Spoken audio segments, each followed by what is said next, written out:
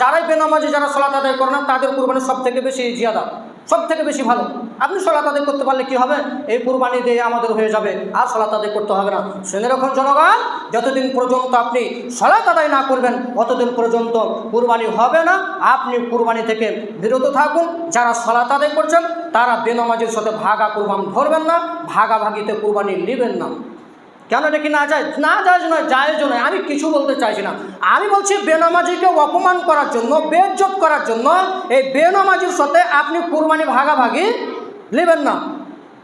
আর পুরোই যদি বেনামাজি হয় তাহলে খাই।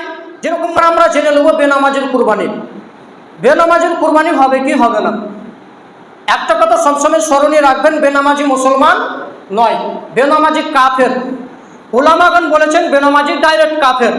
হাদিস প্রমাণ করে জাবের রাদিয়াল্লাহু তাআলা আনহু বলছেন যে মান তারাকা সালাতি বাইনাল আবদি ওয়া বাইনাল কুফরি তারকুস সালাত। বান্দা এবং কাফের মধ্যে পার্থক্য হচ্ছে সালাত।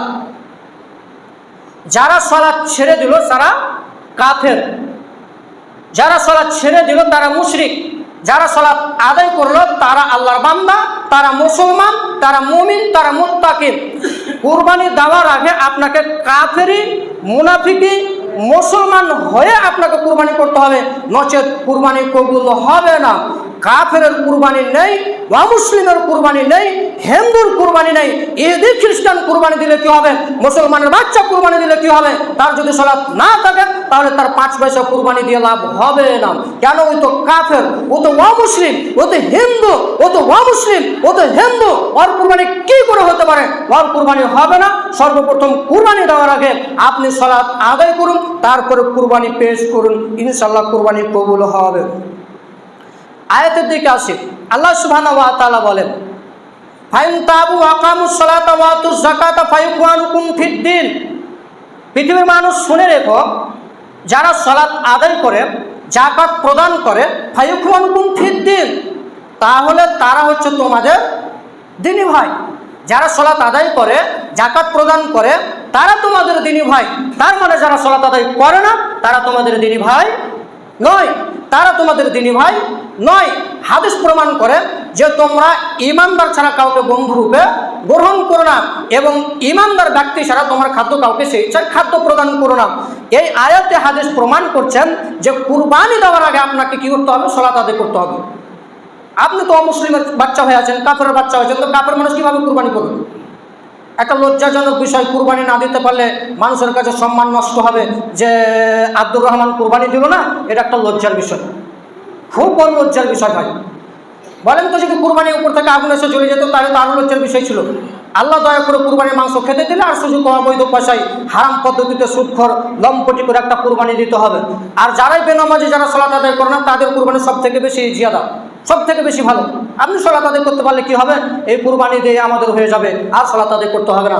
শুনে রাখুন জনগণ, যতদিন পর্যন্ত আপনি সালাত আদায় না করবেন ততদিন পর্যন্ত কুরবানি হবে না। আপনি কুরবানি থেকে বিরত থাকুন। যারা সালাত আদায় করছেন তারা বেনামাজির সাথে ভাগা কুরবান ধরবেন না, ভাগাভাগিতে কুরবানি নেবেন না। কেন এটা কি না যায়? না যায় নয়, জায়েজ নয়। আমি কিছু বলতে চাইছি না।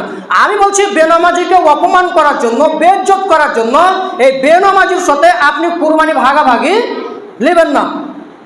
আর পুরোই যদি বেনামাজি হয় তাহলে খাই।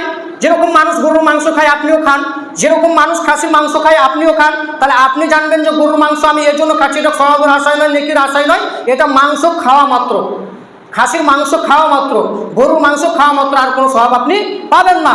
আবারও বলে রাখি জনগণ, শুনে রাখো, আপনারা যারা সালাত আদায় করছেন তাদেরকে বলে রাখছি, আপনারা বেনামাজির সাথে কুরবানি ভাগাভাগি করবেন না, তাদের সাথে বন্ধুত্ব রাখবেন না, তাদের সাথে ভাগাভাগি কুরবানি ধরবেন না। তাদেরকে আলাদা কুরবানি করতে দেন, তাদেরকে অপমান করার জন্য, তাদেরকে বেইজ্জত করার জন্য। সম্মানিত উপস্থিতি, আমরা আপনাকে বেইজ্জত করার জন্য আসিনি। আপনাকে আমি অত্যন্ত ভালোবাসি, আপনাকে আমি শ্রদ্ধা করি, আপনাকে আমি খুব সম্মান করি, আপনাকে আমি খুব শ্রদ্ধা করি। আমি চাইছি আপনি জাহান্নাম থেকে বাঁচেন, আমি চাইছি আপনি জান্নাতে প্রবেশ করুন, আমি চাইছি আপনি কুরবানি করেন যাতে কুরবানিটা কবুল হয়। আল্লাহ তুমি সকল মানুষকে তৌফিক দান করুন। আল্লাহুম্মা